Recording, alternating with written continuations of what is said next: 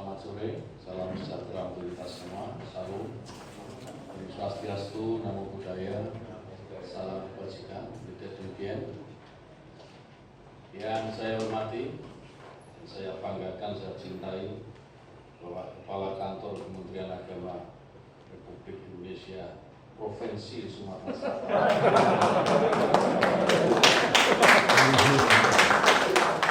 Bapak Mukhlisuddin Barokallah,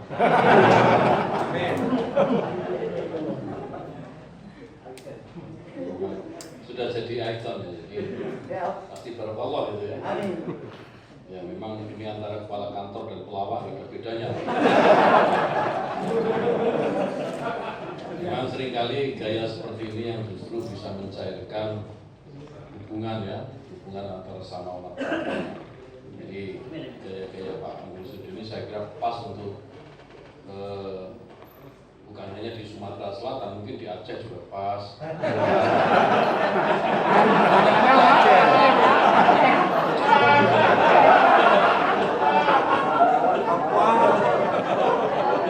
Gitu Pak. Supaya kedamaiannya itu tidak hanya di Sumatera Selatan. Jangan bisa di mana-mana gitu. Siapa ya?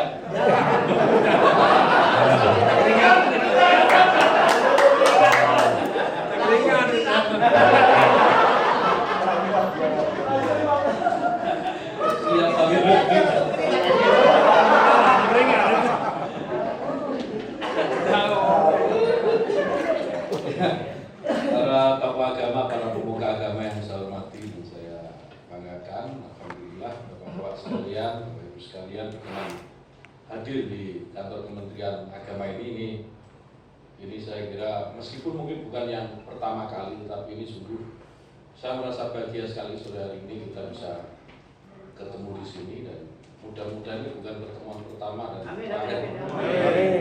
Sehingga pertemuan-pertemuan seperti ini harus lebih sering kita lakukan, karena dengan kita sering ketemu maka mungkin bisa jadi ada beberapa salah komunikasi, ada mungkin hal-hal yang tidak mengenakan satu di antara yang lain bisa selesai dengan lebih sering berkumpul seperti ini. Jadi tidak perlu tadi seperti yang disampaikan oleh Pak Kanwil, Sumsel yang sudah sangat damai, sudah sangat indah, sudah sangat tenang seperti ini, tidak perlu lagi ada gangguan-gangguan, apalagi gangguan-gangguan yang terkait dengan isu-isu keagamaan. Ini saya tidak perlu.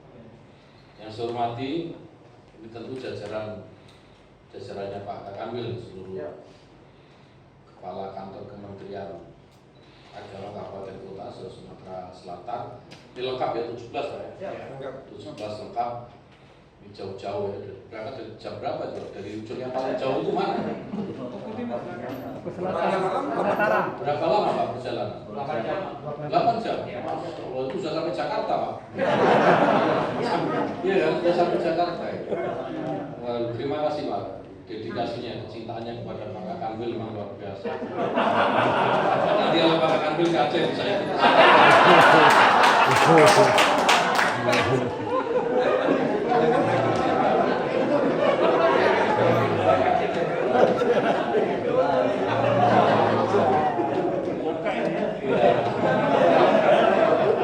Ini bercanda Pak, tapi kalau serius ya. Saya sebagai ASN itu ya harus siap Pak dasar anak kan masuk di Aceh Pak. Kalau di Aceh nggak mau di Papua lah Pak. Nah, kita tahu teman-teman kita di Papua ini kan sedang mengalami gangguan dari KKP Pak. Ya Pak, saya kira KKP seperti itu kan karena kurang bercanda saja Pak. Nah kita perlu Kepala Kanwil yang memang jangan bercanda. Kita kirim ke Papua kayaknya cocok. Ya Bapak Ibu sekalian, itu yang pertama mari kita panjatkan puji syukur dan hadirat Allah SWT, Tuhan yang Maha Kuasa. Kita semua berkesempatan siang hari ini berkumpul itu bersilaturahim dalam keadaan sehat walafiat tanpa kurang suatu apapun. Ya meskipun pasti ada kendala-kendala ya, karena pandemi COVID-19 ini masih saja belum energi dari kehidupan kita. Jadi semua serba dibatasi dan kita sudah terbatas pertemuan siang hari ini. Tapi insya Allah ini tidak akan mengurangi makna kita berkumpul pada siang hari ini. Bapak Ibu sekalian, saya tidak akan menyampaikan banyak hal, tetapi hanya ingin mengingatkan kembali kita ini hidup di negara yang memiliki kekhasan luar biasa. Salah satu kekhasan yang dimiliki adalah beragamnya agama yang ada di negeri ini. Saya selalu mengatakan di setiap kesempatan bahwa Kementerian Agama ya di semua jajaran, semua level, mulai di tingkat pusat sampai di KUA, tidak boleh hanya menjadi Kementerian Agama Islam saja. Meskipun Islam itu memiliki pemeluk yang lebih banyak di negeri ini. Jadi Kementerian Agama ini harus melayani semua agama secara proporsional. Semua agama. Dalam banyak kesempatan juga saya sampaikan bahwa Indonesia ini tidak akan ada jika tidak ada Islam. Tidak ada Indonesia jika tidak ada Kristen. Tidak ada Indonesia jika tidak ada Katolik. Tidak ada Indonesia jika tidak ada Hindu. Tidak ada Indonesia jika tidak ada Buddha. Tidak ada Indonesia jika tidak ada Konghucu. Indonesia akan terpecah menjadi butiran kecil-kecil jika tidak bersatu semua agama ini. Nah, saya senang sekali lagi bahwa siang hari ini kita menunjukkan bahwa kita ini masih Indonesia. Dalam ruangan yang kecil ini kita berkumpul sama-sama. Ada Islam, ada Kristen, ada Katolik, ada Hindu, Buddha, Konghucu, dan ini luar biasa. Dan saya kira kalau ini diturunkan di tingkat pergaulan kita di masyarakat tanpa lagi ada sekat-sekat, itu akan ya ini akan menjadi apa ya? Sumatera Selatan ini saya berharap bisa menjadi barometer perdamaian, barometer kedamaian, bukan perdamaian. Barometer kedamaian hubungan antar umat beragama di Indonesia. Saya meyakini ini Bapak Ibu sekalian, karena begini, kalau kita mau jujur ya, agama ini memiliki paradoks. Paradoks agama itu selain dia itu mempersatukan, di sisi yang lain agama ini juga memiliki kekuatan yang destruktif. Jadi agama kalau kita letakkan dalam nilai yang benar, kita letakkan pada posisi yang benar, maka agama akan menjadi alat perdamaian bagi sesama pemeluknya meskipun berbeda-beda. Tetapi sebaliknya, jika agama itu diletakkan dalam posisi yang keliru, maka agama ini memiliki kekuatan destruktif yang luar biasa. Kita dalam jejak sejarah kita itu ya, dalam sejak sejarah peradaban kita, peradaban dunia ini memiliki catatan-catatan tentang ini. Bagaimana agama itu bisa mempersatukan? Contohnya agama Indonesia. Indonesia itu kalau semua pemeluk agama yang berbeda-beda pada waktu itu di zaman pergerakan tidak bersatu, maka tidak mungkin Indonesia itu merdeka. Indonesia itu merdeka karena bersatunya kelompok-kelompok agama yang berbeda-beda. Ini contoh. Yang destruktif lebih banyak lagi. Contoh destruktif, ISIS itu di Timur Tengah itu bagaimana kita lihat Timur Tengah itu pura-pura hancur lebur itu karena apa? Karena ada ISIS yang menggunakan agama sebagai alat secara sewenang-wenang menggunakan agama gitu ya sebagai alat untuk menguasai, menjadi alat untuk melakukan destruksi terhadap mereka yang berbeda, terhadap mereka yang tidak sama pemahamannya. Jangankan yang berbeda agama, ya, yang sama agamanya tetapi secara apa ritualnya itu berbeda, gitu ya. Itu saja mereka musuh, mereka anggap musuh dan dibunuh itu semua. Dan setiap mereka membunuh orang, gitu ya, di ISIS itu kalau kita lihat video-video yang banyak tersebar itu, ISIS itu kalau bunuhin orang ya selalu pakai Allahu Akbar, pakai takbir. Bahkan ada ayat dulu, dia apa? Mengutip ayat terlebih dahulu, kemudian takbir dan menggorok leher orang. Ini bagaimana agama diletakkan dalam posisi yang keliru sebagai alat yang destruktif dan penguasaan terhadap orang lain atau kelompok lain. Nah, bukan hanya Islam saya kira, di agama lain juga sama. Di agama yang lain juga banyak. Kalau kita lihat contoh kasus misalnya di Rohingya, di Myanmar gitu ya, itu sama terjadi. Di India banyak lah gitu-gitu. Nah, tetapi contoh-contoh ini tentu contoh-contoh yang tidak baik, contoh-contoh yang tidak perlu kita adopsi dan kita gunakan itu di negeri ini. Kita sudah memiliki contoh bagaimana perjuangan para pendahulu kita menjadikan agama itu menjadi alat pemersatu. Saya optimis bahwa kita bisa, apalagi ada contoh nih di Sumatera Selatan, bagaimana harmoninya hubungan antar umat beragama, meskipun ya kita tahu kakanwilnya seperti ini ya mah hijau-hijau saja gitu kan. Jadi nggak apa-apa, dengan gaya seperti ini saya kira pesan-pesan perdamaian, pesan-pesan kedamaian, pesan-pesan kasih sayang di dalam agama itu menjadi lebih mudah untuk tersampaikan. Bapak Ibu sekalian, saya tidak ingin sedang mengatakan bahwa agama ini salah, tidak. Agama itu benar. Semua agama itu pasti benar menurut pemeluknya masing-masing. Bagi agama Islam dia harus meyakini bahwa agama yang dipeluknya itu adalah agama yang paling benar. Demikian juga bagi umat Kristen, Katolik, Hindu, Buddha, dan Konghucu. Itu pasti, kebenaran itu pasti ada di dalam agama yang masing-masing. Bahwa yang paling benar itu adalah agama yang dipeluknya. Nah, namun begitu, kenapa kemudian agama muncul menjadi sebuah alat yang mendestruksi gitu ya? Itu lebih karena manusianya.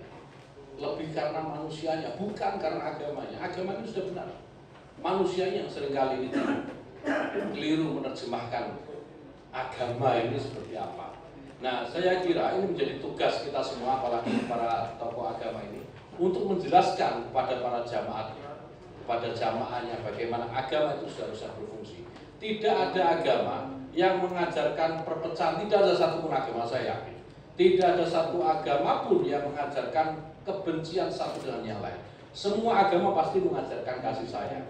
Semua agama pasti mengajarkan perdamaian, itu pasti.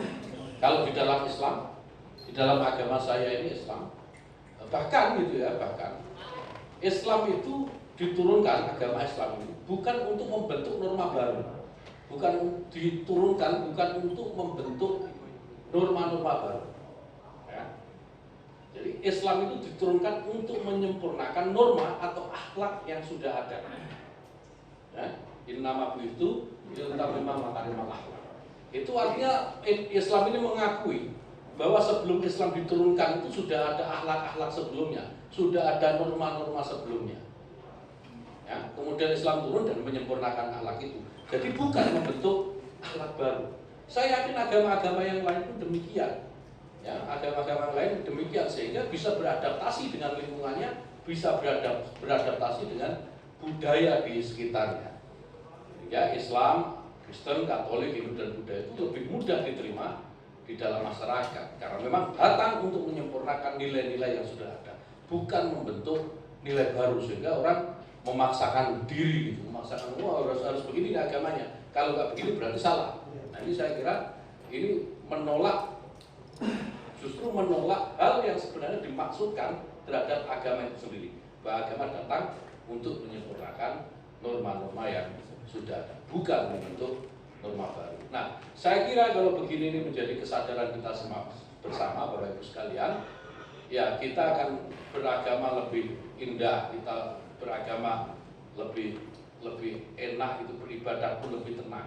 Nah, itu makanya di awal dulu ketika Pak Jokowi, Presiden Republik Indonesia, menugaskan kepada saya menjadi Menteri Agama, saya katakan bahwa saya ini menteri semua agama. Saya tidak akan membedakan agama apapun yang ada di Indonesia ini untuk dilayani, dan ingin menjadikan agama ini sebagai inspirasi bukan aspirasi. Jadi bagaimana inspirasi itu, ya, setiap nilai-nilai keagamaan itu, nilai-nilai agama itu pasti nilai-nilai baik, pasti nilai-nilai kebaikan. Itu harus menjadi inspirasi bagi semua pegawai-pegawai terutama. Jadi seluruh karyawan pegawai di jajaran Kementerian Agama. Nilai-nilai agama itu pasti akan menolak korupsi. Nilai-nilai agama itu pasti menolak kolusi, pasti menolak nepotisme dan fraud. Pokoknya semua hal-hal yang negatif itu pasti akan ditolak oleh agama. Dan ini harus menjiwai dan harus dijiwai oleh seluruh mereka yang bekerja di Kementerian Agama. Itu maksudnya kenapa saya mengatakan agama itu harus menjadi inspirasi, bukan menjadi sekedar aspirasi. Dalam bahasa lain, kalau di Islam itu selalu ada pertanyaan, Pak Kanwil. Kalau ada pertanyaan, Islam itu, agama itu wasilah atau goya? Agama itu sarana atau tujuan? Kamu tanya Pak Kanwil, agama itu sarana atau tujuan? Wasilah atau goyah agama? Apa? Hah? Nah, pertanyaan ini sepertinya sederhana, tapi sulit dijawab. Begitu kita salah menjawab pertanyaan ini menunjukkan mindset kita, cara berpikir kita itu seperti apa memandang agama. Ya, kalau saya lebih suka agama itu sebagai wasilah, sebagai sarana daripada goyah atau tujuan. Kalau agama itu dijadikan tujuan, maka kita akan melakukan apapun terhadap orang yang berbeda dengan keyakinan kita untuk mengikuti agama kita. Karena ini menjadi tujuan. Kalau agama itu menjadi wasilah atau sarana, maka ya, kita semua akan saling menghargai bahwa masing-masing punya sarana sendiri-sendiri. Kita ini yang dari Palembang mau ke Jakarta bisa saja sarana pesawat terbang, bisa saja jalan darat. Pak Kanwil mungkin jalan kaki, bisa saja. Macam-macam wasilahnya, ya kan? Bisa saja wasilahnya. Nah, kalau agama itu wasilah, tujuannya apa agama itu? Agama itu tentu tujuannya adalah mendapatkan ridho dari Tuhan, mendapatkan ridho dari Allah Subhanahu Wa Taala. Jadi apapun jalan yang kita tempuh hari ini, ya, kendaraan yang kita ambil hari ini, sebenarnya kita sama saja. Kita sedang menuju Tuhan, kita sedang menuju keridhaan Tuhan. Nah, dengan begitu Bapak Ibu sekalian, saya kira kita akan semakin memahami kenapa kita ini berbeda keyakinan, kenapa ini kita berbeda agama, kenapa kita ini tidak sama gitu ya dalam berkeyakinan. Itu biasa saja, toh tujuannya adalah sama. Kita tujuannya mencari keridhaan Tuhan yang Maha Kuasa. Dan ini saya kira tidak perlu lagi dipertentangkan di Indonesia ini. Tidak perlu lagi dipertentangkan. Mari kita jadikan keragaman kebudayaan, termasuk di dalamnya keragaman beragama, keragaman agama di Indonesia ini menjadi kekuatan pemersatu, kekuatan dalam membangun bangsa ini, dan bukan sebaliknya, kekuatan yang memecah belah. Jika di daerah lain masih ada isu-isu agama yang digunakan untuk memusuhi kelompok yang berbeda dengan keyakinannya, saya berharap di Sumatera Selatan ini tidak ada kasus-kasus seperti ini, baik yang lapor maupun yang akan datang. Amin. Jadi kalau ada lagi Pak, kalau sampai ada begitu, nanti saya pindah beneran ke Aceh Pak. Agak jauh lah dari Palembang.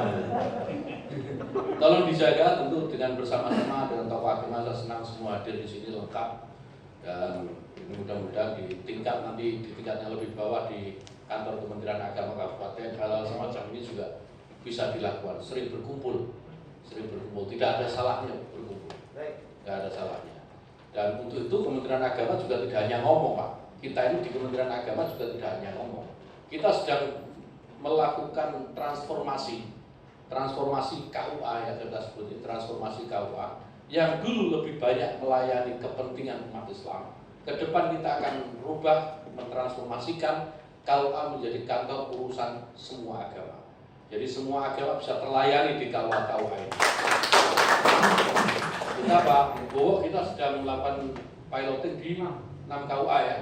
Sedang melakukan piloting di 6 KUA, insya Allah akhir tahun ini kita sudah ketemu bentuknya. Bagaimana mentransformasikan KUA yang sebelumnya lebih banyak melayani kepentingan umat Islam saja, ke depan akan melayani kepentingan seluruh umat beragama.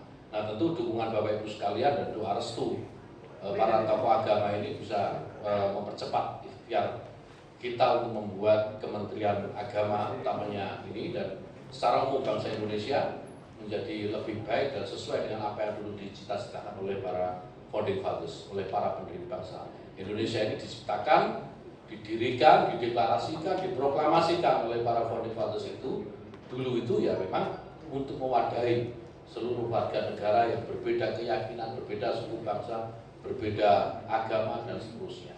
Tidak ada kapling-kapling provinsi ini untuk Islam, provinsi ini untuk Kristen, ini untuk Katolik, ini untuk Hindu. Kita tidak ada. Semua berkumpul dalam sebuah wadah negara kesatuan Republik Indonesia. Hanya dengan bersama kita bisa mempersatukan dan bisa mempertahankan negara yang kalau dalam bahasa saya Indonesia ini cuwilan surga. Tidak ada yang tidak ada di Indonesia. Semua ada di Indonesia ini. Maka mari kita jaga ini baik-baik. sehingga cuilan surga ini akan mengantar kita kepada surga yang sesungguhnya. Kemudian Bapak Ibu sekalian yang bisa saya sampaikan, tidak usah panjang lebar, tapi substansinya sudah tersampaikan saya kira. Terima kasih atas perhatiannya. Assalamualaikum warahmatullahi wabarakatuh.